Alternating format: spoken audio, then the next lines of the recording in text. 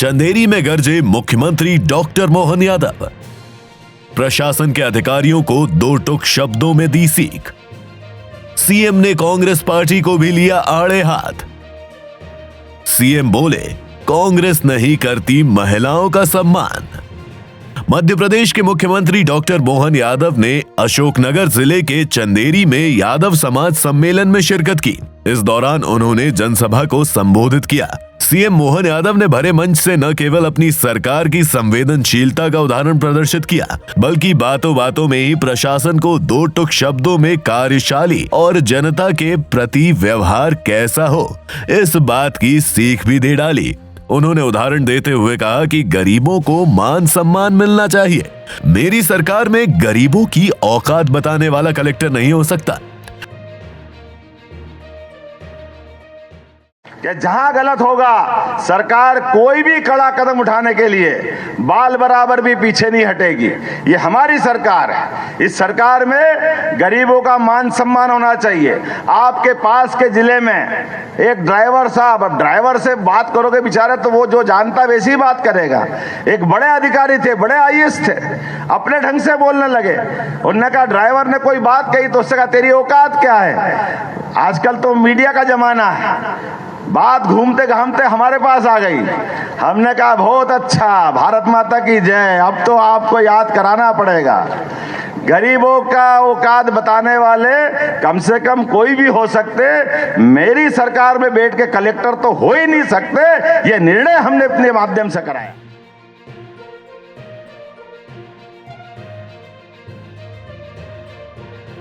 Doctor Yadav ने कांग्रेस पर हमला बोलते हुए कहा कि भारतीय जनता पार्टी माता बहनों को सम्मान दृष्टि से देखती है। मध्य प्रदेश में बीजेपी ने 29 में से 6 महिलाओं को टिकट दिया, लेकिन कांग्रेस ने सिर्फ एक महिला को टिकट दिया। बीजेपी माता बहनों की इज्जत करना नहीं जानती। बीजेपी ने देश के सर्वोच्च पद पर अनुसूचित जनजाति की बहन को बिठाया। यदुवंश की तारीफ करते हुए उन्होंने कहा कि जब भी इतिहास के पन्ने पलटे जाएंगे तो बेहतर उदाहरण के लिए कोई वंश पूजा जाएगा तो यदुवंश हो सकता है। इस वंश का गौरवशाली इतिहास रहा। यदु से ययाति तक इस वंश के नाम से जाना जाएगा। इस दौरान उन्होंने सिंधिया वंश की भी तारीफ की।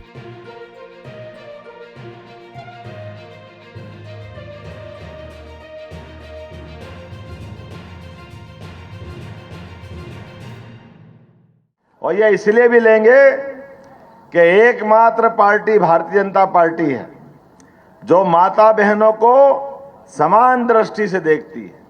अभी हमारी लोकसभा की बात कर लें, 29 लोकसभा में से भाजपा और कांग्रेस ने दोनों ने टिकट दिए, लेकिन जहां हमने अपने यहां वीडी शर्मा जी कितने दिए, 6, और कांग्रेस ने 1। इतनी कंजूस है कांग्रेस, देखो ये हालत है उसके। वो माता बहनों की इज्जत करना नहीं जानती है। ये देश का दुर्भाग्य है।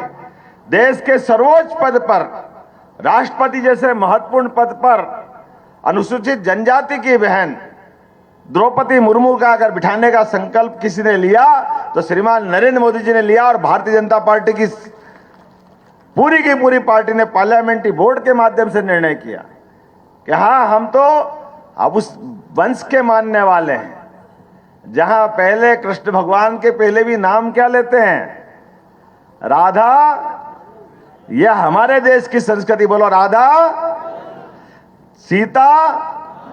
हमारे अपने वंश में तो, हमारे अपने देश में तो, हमारी संस्कृति में तो माता बहनों का क्या सम्मान करते हैं, और करना भी चाहिए। जब जब भी इतिहास के उल्टे पन्ने पलटे जाएंगे तो हमेशा इतिहास में ऐसे बेहतर उदाहरण के लिए कोई वंश पूजा जाएगा तो वो यादव वंश हो सकता है। मैं आपको गारंटी से कह सकता हूं, ऐसे अपने इस गौरवशाली वंश, सारा भारतीय संस्कृति यदु से ययाति तक जिस वंश के नाम से जाने जाते हैं, सारी धाराएं वहां से निकली, रघुवंश की वहां से निकली है, और ये भगवान कृष्ण का वंश भी वहां तक निकला है। सारा देश अगर ये संस्कृति दुनिया में पुजाती है तो किस कारण से पुजाती है? ये पुजाने का कारण है त्यागमय संस्कृति, सब कुछ लुटा करके भी आनंद देने वाली संस्कृति। दुनिया में मानवता को स्थापित करने वाली संस्कृति, और इसी को एक शब्द दिया है भगवान के समय से, वो धर्म आधारित संस्कृति। तो इसके लिए बोला जाता है धर्म क्षेत्र कुरुक्षेत्र है, अर्थात जहां धर्म है वहां कृष्ण है, जहां कृष्ण है वहां यादव है। दुनिया की कोई ताकत इसको झुठला नहीं सकती। जीवन में कष्टों से घबरा करके घबराने वाले घबराते रहेंगे, डरने वाले डरते रहेंगे। जहां डर के अगर कोई खड़ा है निडर, वो है भगवान श्री कृष्ण। ये हमारी संस्कृति हजारों साल से सिखाती आई है। मैं अपने इस गौरवशाली इतिहास को प्रणाम करते हुए अपनी बात करूंगा।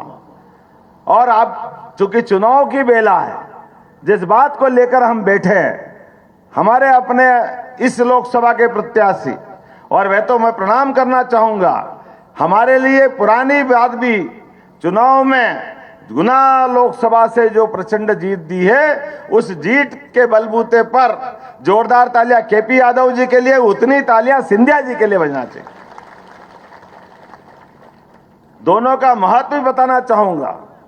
हमको मालूम है अलग अलग प्रकार के लोभ लालच, पता नहीं कितने प्रकार की बातें होती है, लेकिन धर्म मार्ग पर चलने वालों के लिए चुनौती होती है।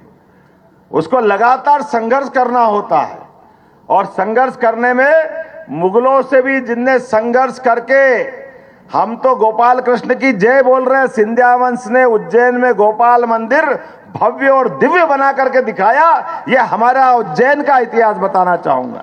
जोरदार तालियां बजाएं इस बात के लिए। कैलाशवासी बाईजाबाई महारानी जी ने अपने पैसे से भगवान कृष्ण का मंदिर बनाया। वो मंदिर बना करके जो गौरवशाली एक और बड़ा पृष्ठ है वो भी खोलना चाहूंगा।